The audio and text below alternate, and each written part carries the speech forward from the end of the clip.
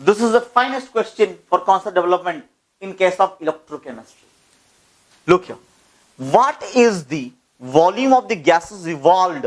कितना वॉल्यूम का gas evolve होगा एसटीपी कंडीशंस में, और उस सॉल्यूशन का पीएच क्या होगा जिसमें इलेक्ट्रोलिसिस होगा किसका, 10 litre of the following solution. Solution क्या क्या दिया गया है, एक्वस सॉल्यूशन ऑफ Na2SO4 और एक्वस सॉल्यूशन ऑफ CH3CONA.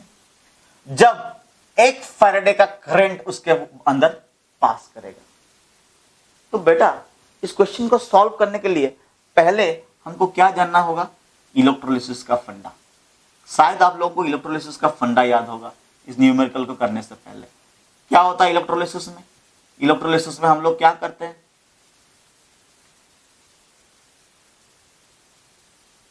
एक इलेक्ट्रोलाइट सॉल्यूशन होता है जिसमें करंट फ्लो करने से क्या होता है, और इलेक्ट्रोलाइटिक सॉल्यूशंस में अगर A और B है, ये टूट के क्या देते हैं, A प्लस और B माइनस, और A प्लस जाता है क्या पर, कैटायन है तो एनोड के पास जाता है, और ये कैथोड के पास जाता है, और ये कहा जाता है एनोड के पास.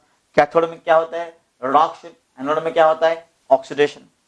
सवाल ये है कि इस तरह का क्वेश्चन को कैसे सॉल्यूशन किया जाए. इस तरह का क्वेश्चन को सॉल्यूशन करने के लिए 4 थंब रूल याद रखना पड़ेगा. याद रखो, एनोड में क्या होता है, एनोड में ऑक्सीडेशन होता है, ठीक है, और कैथोड में क्या होता है, कैथोड में रिडक्शन होता है. कैथोड में क्या होता है, रिडक्शन.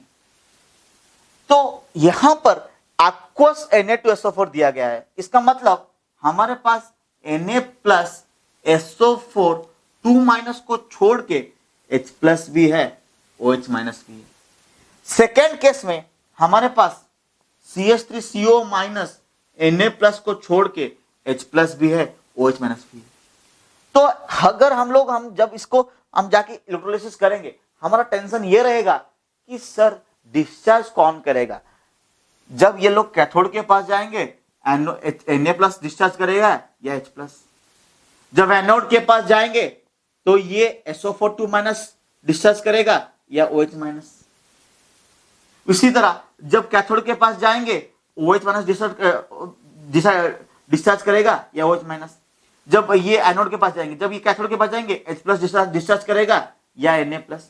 यही टेंशन रहेगा, ठीक है. तो इसके लिए एक थंब रूल याद रखिए, reduction potential of water is greater than reduction potential of group 1,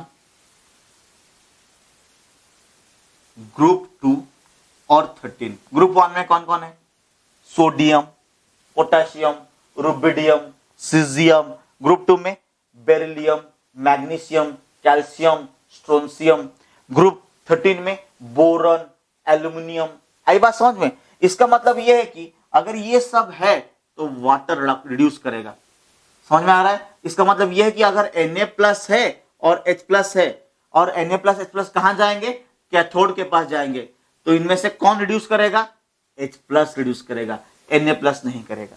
मान लीजिए हमारे पास Ca2 प्लस है, H प्लस है, तो कौन रिड्यूस करेगा, H प्लस. Ca2 प्लस नहीं करेगा. मान लीजिए हमारे पास Al3 प्लस है, H प्लस है, तो कौन रिड्यूस करेगा, Al3 plus, sorry H plus reduce करेगा, Al3 प्लस नहीं करेगा. आई बात समझ में. ये पहला thumb rule.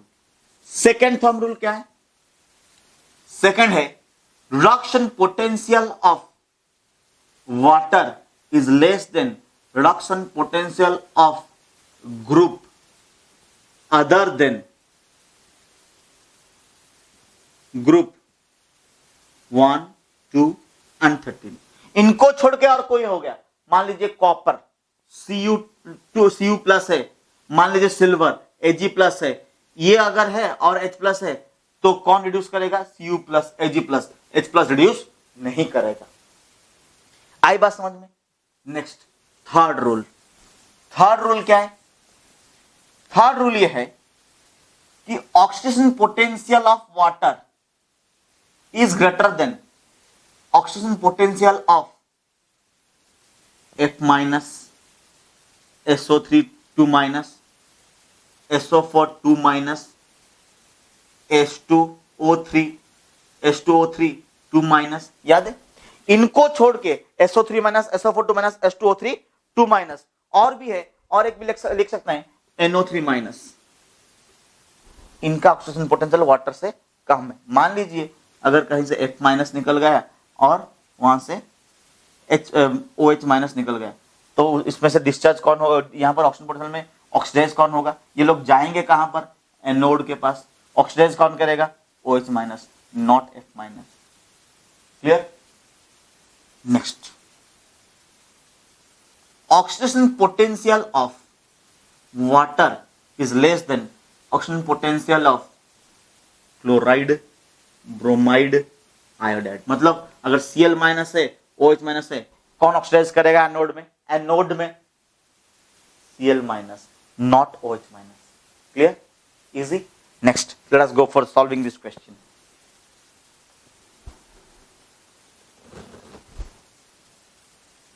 Let's go for solve this question. अब क्वेश्चन पहला, aqueous solution of Na2SO4। तो पहले क्वेश्चन का सॉल्यूशन क्या होगा? aqueous solution at एनोड क्या होगा?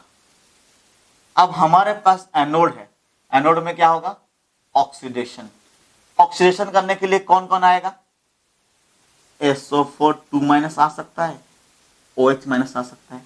अभी हम लोग देखें कि oxygen potential of OH minus will be greater than oxygen potential of SO4 2 minus. तो यहां पर वाटर क्या होगा? ऑक्सीडाइज होगा। तो कैसा होगा वाटर ऑक्सीडाइज? H2O क्या देगा? ऑक्सीडाइज होगा। तो फिर यहां पर क्या हो जाएगा? Half O2 plus 2H plus 2 electrons. देख रहे हैं क्या होगा? Half O2 plus 2H plus 2 electrons. Clear? यही रिएक्शन हो गया एनोड में। डन। कैथोड में क्या होगा? 8 कैथोड। कैथोड में रिड्यूस होने के लिए कौन कौन आएगा? Na प्लस आएगा, H प्लस आएगा। Reduction potential of H plus is more, that means water यहां पर क्या होगा? रिड्यूस होगा। रिड्यूस कैसा होगा? देख लीजिए, H2O plus electron will give rise to what? OH minus plus half H2 gas, EO2 gas. देख रहे हैं? क्लियर? अब हमारा सवाल एक एक करके। पहला सवाल था, what is the volume the gas evolved जब 10 litre of the following solutions में 1 फैराडे का करंट जाएगा? बेटा 1 Faraday current is due to flow of 1 mole of electron. ध्यान दीजिए, 1 Faraday is due to flow of 1 mole of electrons. 1 mole of electrons जब flow करेगा, देख लीजिए बेटा, यहां 2 मोल फ्लो करने से हाफ मोल O2 रिलीज हो रहा है। देख लीजिए, half mole of O2 is being released. Clear? 2 मोल की वजह से हाफ मोल, 1 फैराडे मतलब 1 मोल, तो 1 मोल की वजह से यहां पर कितना जाएगा? 1/4 mole of oxygen. 1/4 mole of oxygen at STP। यहां देखिए, 1 mole is giving how much? Half mole. 1 mole is giving half mole. ये क्या हो गया? हाफ मोल ऑफ हाइड्रोजन यहां से निकला। सही है सर? नो? क्लियर? 2 मोल की वजह से क्या हो रहा है? यहां पर 1/2 मोल। सो 1 मोल की वजह से 1/4 मोल। यहां पर 1 mole is giving how much hydrogen? Half mole of hydrogen. सही है sir? No? Easy? Here 1 mole is giving half mole. 1/4 mole corresponds to 5.6 liters. Half mole corresponds to 11.2 liters. So how much total gas is released in first case? 11.2, 5.6. So it comes 16.8 liters of gas is released at STP. हो गया पहला answer. फिर इसने ये पूछा कि what is the pH of the solution in the electrolysis of 10 liters of the following solutions? pH। बेटा pH को अफेक्ट करने वाला कौन है? यहां पर OH माइनस है और यहां पर 2H प्लस।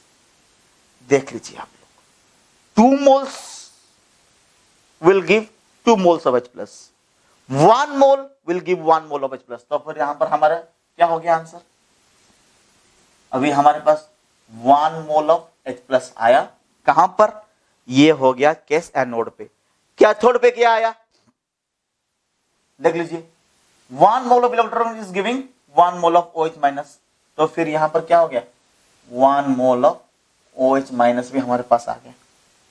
तो ये एज ए होल क्या हो गया? न्यूट्रल।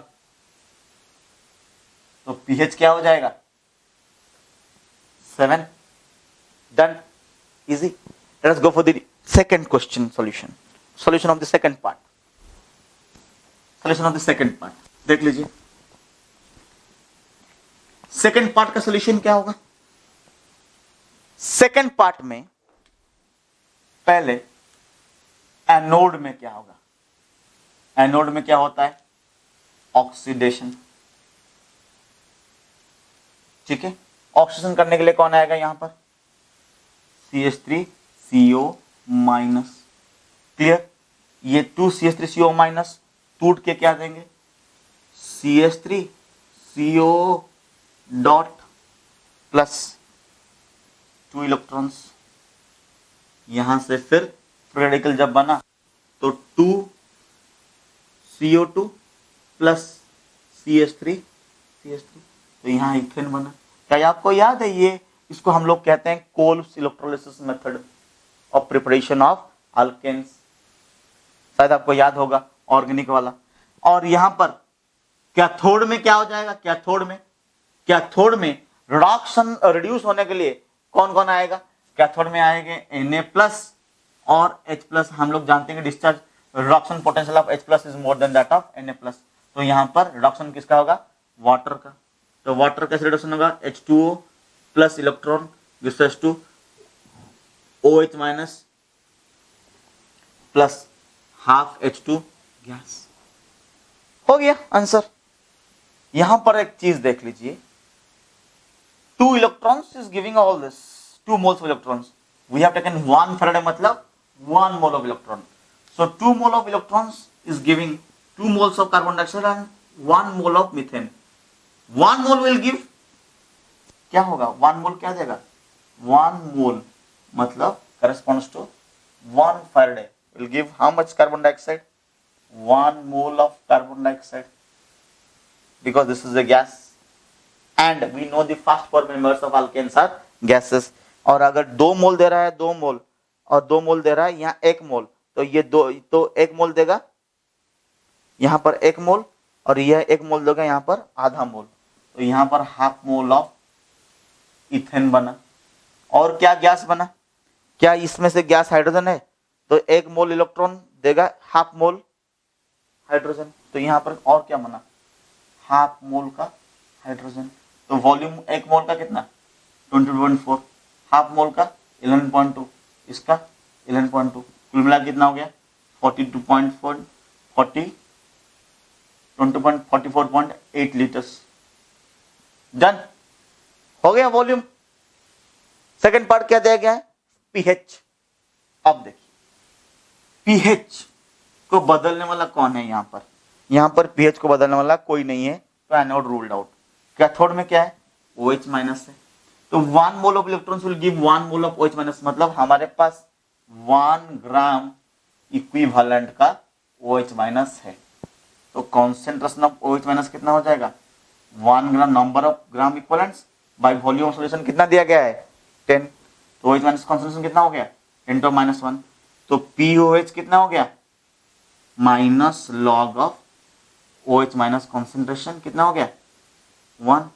सो पीएच कितना हो जाएगा? 14 minus 1 that is equals to 13. Clear? Done. This is the end of your question. Done. Next question. Look at this question. This is one of my favorite question that covers the entire thermodynamics. This question gives immense pleasure to solve all the concepts of thermodynamics needed. तो देख लीजिए, concept building के लिए इससे अच्छा question हो ही नहीं सकता। देख लेते हैं, ये क्वेश्चन में मैच द कॉलम है। क्या करना है इस क्वेश्चन में? दिया गया है कि पहला option freezing of water at 270 kelvin and 1 ATM. दूसरा दिया गया है expansion of 1 mole of N ideal gas into vacuum under isolated conditions. तीसरा दिया गया है mixing of equal volumes of 2 ideal gases at constant temperature and pressure in an isolated container. चौथा दिया गया है reversible heating of hydrogen gas at 1 atm from 300 Kelvin to 600 Kelvin followed by reversible cooling to 300 Kelvin at 1 atm। और दूसरे column में क्या दिया गया है? P ऑप्शन में Q is equals to 0, heat is equals to 0, Q option में W is equals to 0, water is equals to 0, R option में delta S system entropy of the system is less than 0, S में delta U is equals to 0, internal energy is equal change internal energy is equals to 0, और T में delta G is equal to 0 और change in free energy is equals to 0 दिया गया है। अब हमको क्या करना है? ऑप्शन कॉलम 1 और कॉलम 2 को चेक करना है कि कैसे ये मैच करते हैं। देख लेते हैं पहला क्वेश्चन, फ्रीजिंग ऑफ वाटर। अच्छा, इसको सॉल्व करने के लिए मैं एक हेल्प करता हूं आपको। ये वाला चीज को हम ए बी सी डी में कन्वर्ट कर देते हैं, ए बी सी डी,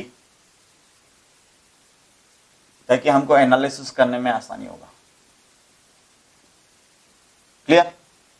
देख लीजिए, पहला क्या था? Freezing of water at 273 kelvin and 1 atm। बेटा, जब वाटर फ्रीज करेगा तो डेफिनेटली वो लिक्विड से सॉलिड में जाएगा। जब एक ही कंपोनेंट लिक्विड से सॉलिड में जाता है, उसका रैंडमनेस, जो रैंडमनेस होता है ना, एंट्रोपी, वो घटता है। वो सिस्टम का एंट्रोपी घटेगा। जब सॉलिड से लिक्विड में जाएगा तो एंट्रोपी बढ़ेगा, लिक्विड में गैस में जाएगा तो एंट्रोपी बढ़ेगा। हाँ, इसमें एक एक्सेप्शन है, जानते हैं क्या हो? अंडा जात खाते हैं, अंडा, एग। तो जब हम एग को बॉयल करते हैं ना बेटा, उसका एंट्रोपी घटता नहीं, बढ़ता है। आपको लगता है कि अच्छा सर, सॉलिड एग तो बॉइल्ड एग है और लिक्विड तो कच्चा अंडा है। जब कच्चा अंडा को हम लोग बॉयल करते हैं तो लिक्विड से सॉलिड जाता है, तो एंट्रोपी घटना चाहिए। आप बोल रहे हैं बढ़ रहा है। हाँ बेटा, इसमें एंट्रोपी बढ़ रहा है। क्यों बढ़ रहा है? क्योंकि उस केस में क्या होता है, रैंडमनेस इंक्रीज करता है। कैसे? क्योंकि जब हम लोग उसको बॉयल करते हैं तो उसके जो डीएनए है वो रप्चर कर जाता है। रप्चर करने से थायमिन, यूरासिल सब अलग अलग हो जाते हैं, तो नंबर ऑफ एंटिटी बढ़ जाता है, एंट्रोपी बढ़ जाता है। ठीक है, तो इस केस में फ्रीजिंग ऑफ वाटर में बकायदा एंट्रोपी घट रहा है, तो इसमें एंट्रोपी घटेगा। डेल्टा सिस्टम लेस देन 0 होगा, नेगेटिव होगा, क्योंकि एंट्रोपी घटेगा तो फाइनल एंट्रोपी पहला एंट्रोपी से कम होगा। बेटा, जब हम लोग वाटर को फ्रीज करते हैं, आपको याद होगा वाटर ऐसे फैल रहा है। Freezing of water is done at a particular temperature, that is 0 degree centigrade. उसमें अगर फ्रीज कर रहा है, हम लोग कहीं से भी अगर हीट नहीं ले रहे हैं, हीट अगर मतलब उसका अगर टेम्परेचर कांस्टेंट है, तो क्या होगा? टेम्परेचर कांस्टेंट है तो हीट तो इस्तेमाल हो, हीट तो चेंज होगा। ये Q इज इक्वल टू 0 होगा? नहीं, क्योंकि वो ठंडा हो रहा है। सो Q इज इक्वल टू क्या होगा? 0। क्या होगा? होगा? नहीं होगा। Q 0 नहीं होगा, क्योंकि उसमें से हीट निकल रहा है, भले ही टेम्परेचर कांस्टेंट है। वर्क डन क्या होगा? आप जानते हैं, जब हम लोग बर्फ बनाने के लिए फ्रीज में पूरा फुल टू फुल पानी रखते हैं आइस कैप्स में, क्या होता है? सुबह सुबह पूरा बर्फ बन के वो बाहर निकल आता है। इसका मतलब जब फ्रीजिंग होता है तब वो फैलता है, एक्सपांड करता है। ठीक है बेटा, तो एक्सपांड होने से work is done by the system, तो वर्क डन यहां 0 नहीं होगा। अगर वो फैल रहा है तो इसका मतलब बाहर से अगर टेम्परेचर नहीं ले रहा है, फैल रहा है, तो उसका खुद का इंटरनल एनर्जी इस्तेमाल करके ही वो फैल रहा है, उसका इंटरनल एनर्जी चेंज 0 नहीं होगा। और रहा फ्री एनर्जी के बारे में, हम लोग तो जानते हैं free energy. What is free energy? It is the amount of energy stored in a system that can be converted to useful work done। जैसे कि हम लोग गर्म कप का चाय लाए, एक चाय के प्याले में पूरा गर्मा गर्म चाय है, उसको छोड़ दिए, चाय ठंडा होकर कुछ टेम्परेचर तक आ गया, उसके बाद ठंडा नहीं हुआ। क्यों नहीं हुआ? क्योंकि बेटा उसमें जो आपको अगर पूछा गया कि कैसे हो गया ठंडा, आप बोलेंगे अपने आप। याद रखो, दुनिया में कोई भी प्रोसेस नहीं है जो अपने आप होता है। हर अपने आप प्रोसेस के पीछे क्या होता है? Free energy. The energy stored in a system that can be converted to useful work done. हर अपने आप प्रोसेस, हर स्पॉन्टेनियस प्रोसेस के पीछे कौन काम करता है? Free energy. ठीक है बेटा, तो चाय जब ठंडा हुआ तो उसके पीछे कौन काम किया? Free energy. और एक इक्विलिब्रियम प्रोसेस में फ्री एनर्जी क्या होता है? जीरो, क्योंकि फ्रीजिंग ऑफ वाटर, और ये फ्रीजिंग ऑफ वाटर का ये टेम्परेचर है 0 डिग्री सेंटीग्रेड और 273 केल्विन और 1 एटीएम। इसमें वाटर क्या होता है? वाटर मतलब सॉलिड और लिक्विड दोनों phase of water is in equilibrium, दोनों को एग्जिस्ट करते हैं, तो इक्विलिब्रियम स्टेट में डेल्टा जी क्या हो जाएगा? 0। तो इसका आंसर क्या हो गया? पहला एक आंसर क्या हो गया? आर और टी हो गया। डाउट? चलिए नेक्स्ट क्वेश्चन। नेक्स्ट क्वेश्चन क्या है? Expansion of 1 mole of N ideal gas into vacuum under isolated conditions. ध्यान दीजिए, 1 mole of N ideal gas को वैक्यूम में अंदर डाल के एक्सपांड करेंगे आइसोलेट कंडीशंस में। आइसोलेट कंडीशंस मतलब बाहर से ना हीट आएगा ना हीट जाएगा। इसका मतलब क्यू क्या हो जाएगा? 0, बाकायदा 0 हो गया। जब एक्सपांशन होगा, आइडियल गैस एक्सपांड करेगा फ्री में, वैक्यूम में, मतलब एक्सटर्नल प्रेशर क्या हो गया? 0। Work done is equals to P external into change in volume. जब एक्सटर्नल प्रेशर ही 0 हो जाएगा तो वर्क डन क्या हो जाएगा? 0। तो वर्क डन हो गया यहां पर 0। जब वो एक्सपांड कर रहा है, फैल रहा है, वो अपने आप फैल रहा है, हम कुछ नहीं कर रहे हैं। जो चीज अपने आप होगा उसके पीछे कौन काम करेगा? Free energy. फ्री एनर्जी घटेगा तब जाके वो वर्क अपने आप करेगा, पर यहां पर फ्री एनर्जी उसने क्या दिया है? 0। तो ये रूल्ड आउट। जब वो फैलेगा तो क्या हो जाएगा? बाकायदा उसका रैंडमनेस बढ़ेगा, तो एंट्रोपी बढ़ेगा। तो एंट्रोपी यहां सिस्टम का बढ़ रहा है, 0 नहीं होगा। ये रूल्ड आउट। नेक्स्ट, इसका इंटरनल एनर्जी चेंज क्या हो जाएगा? बेटा आइसोथर्मल प्रोसेस है, हम लोग जानते हैं जब Q0 W0 delta is equals to Q plus W, internal energy change for isothermal process in an ideal gas is 0। तो इसमें आंसर क्या हो गया? P Q S। Done. Third question क्या दिया गया है? Mixing of equal volumes of 2 ideal gases at constant temperature and pressure in an isolated container. Container भी आइसोलेटेड है और 2 गैस दिया गया है। हम उसको कुछ ऐसा सिस्टम ले लेते हैं। मान लीजिए एक सिलेंडर को 2 हिस्सों में बांट दिए, ये वॉल्यूम V, ये वॉल्यूम B, ये 2 इक्वल वॉल्यूम्स है, ideal gas X, ideal gas Y। ठीक है, इसको मिक्स करना है। इसका मतलब थोड़ा हम लोग ऐसे माने तो इस पर्दे को हटाना है। अगर ये पर्दे हमने हटा दिए तो अभी X यहां घूम रहे थे, अभी V में घूम रहे थे, 2V में घूमेंगे। Y V में घूम रहे थे, 2V में Y अगर V में घूम रहे थे तो 2V में घूमेंगे। इसका मतलब इसका क्या हो गया? इसका सिस्टम का एंट्रोपी बढ़ा, ये घटा दिया गया है। तो मतलब ये रूल्ड आउट। आइसोलेटेड है मतलब बाहर से हीट लेगा नहीं, देगा नहीं, कुछ करेगा नहीं। Q0। बेटा ये सिस्टम कोई फैल रहा है क्या? नहीं ना, उसके जो भी हो रहा है उसके अंदर ही हो रहा है। सो ये यहां पर W क्या हो जाएगा? 0। क्लियर? W0 Q0 कोई इंटरनल एनर्जी का इस्तेमाल नहीं, जो हुआ अपने आप हुआ, spontaneous process. Delta G negative होना चाहिए, यहां 0 दे दिया, रूल्ड आउट। Q0 W0 तो इंटरनल एनर्जी क्या हो जाएगा? 0। तो थर्ड का भी आंसर क्या हो गया? P Q S। Next D option में reversible heating of hydrogen gas at 1 atm from 300 Kelvin to 600 Kelvin followed by reversible cooling to 300 Kelvin at 1 atm। ये थोड़ा देखने लायक क्वेश्चन है। अगर हम लोग देखें ध्यान से, reversible heating of an hydrogen gas at 1 atm from 300 Kelvin to 600 Kelvin followed by reversible cooling at 300 Kelvin to 300 Kelvin at 1 atm। मतलब ये प्रोसेस जो है ना आइसोबारिक है। पीवी ग्राफ करेंगे, पहले इसको हीट किए तो ये एक्सपांड किया आइसोबारिकली। मान लीजिए 300 केल्विन उसका वॉल्यूम था V1 और 600 केल्विन उसका वॉल्यूम हो गया V2, followed by reversible cooling to 300 kelvin. मतलब यहां फिर वापस उसी रास्ते में 1 atm में इधर आ गया। तो work done of this curve, point है, कर्व कहां आ गया, वर्क डन इसका क्या हो जाएगा 0। अगर वर्क डन 0, यहां जो हीट उसने एक्सेप्ट किया था उसको वापस दे भी दिया तो Q क्या हो जाएगा 0।